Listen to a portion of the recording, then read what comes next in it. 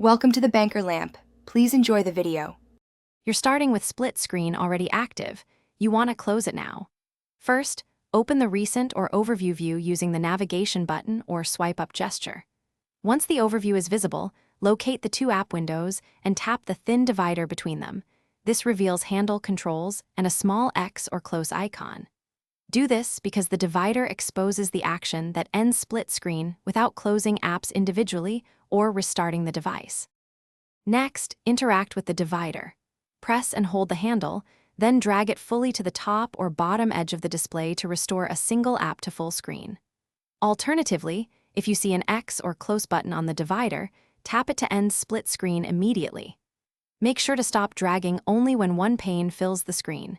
Doing this returns the chosen app to full view and preserves its state so you don't lose work or app data.